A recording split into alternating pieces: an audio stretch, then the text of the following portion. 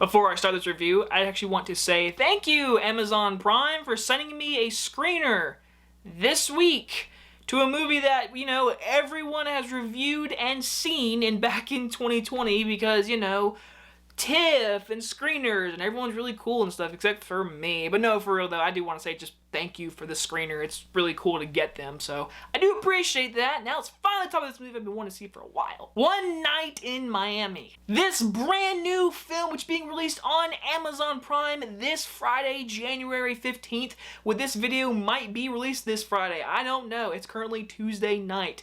But yes, guys, like I said, this is a movie I've been wanting to see because of all the words of mouth I've heard from.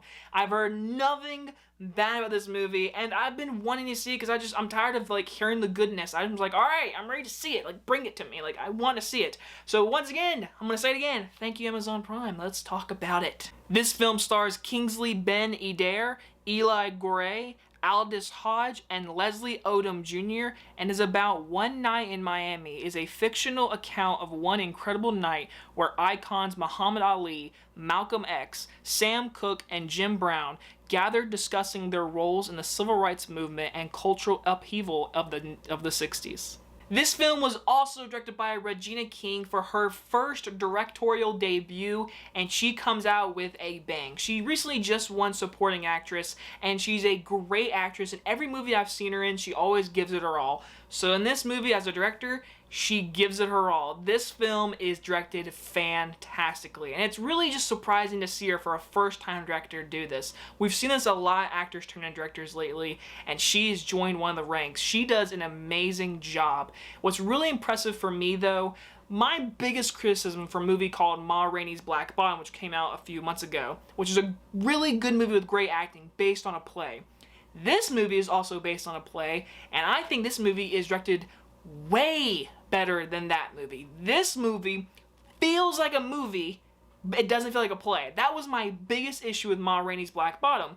This movie does not, and I think the reason why is because Regina King's direction, her editing choices, music choices, how the camera moves in and out of scene, because we do see these four legendary people in one room for most of this movie, and once we get in this room, it doesn't feel like a stage with blocking and everything. It feels like a movie, which is a huge positive for this movie. Another great positive of this movie is these four main lead actors who are playing Malcolm X, Muhammad Ali, Sam Cooke, and Jim Brown, who are all in the stages of their life at their highest peak. Again, this movie is very fictional, which at first I thought was real, then I found out it was a play, and then I was like, oh, it's fake, total, this is totally made up. But these four famous African Americans in the 60s, this was a great story to put these guys and see their perspective of how they want to help the civil rights movement, how the culture is changing and how African Americans are treated and how they should be treated, and what they're talking about is how it's changing throughout their entire life.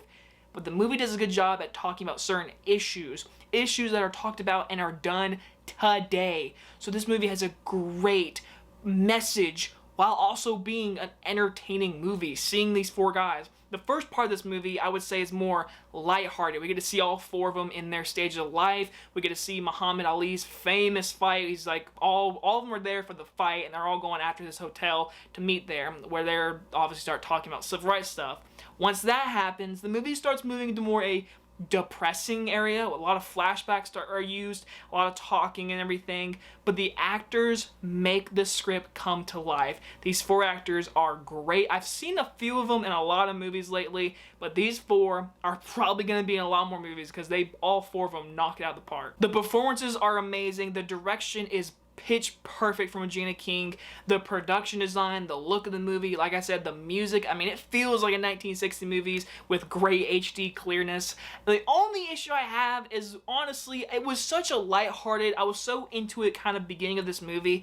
I knew where it was going, but once we got to the hotel room, it does slow down, but it does have great dialogue and acting that keeps you interested. But can't lie, the pacing does shift, and it does become a little depressing and a little sad, and it's just kind of scary to think that these conversations were had in the 60s, and now in 2021, things of this nature are still happening, still being talked about.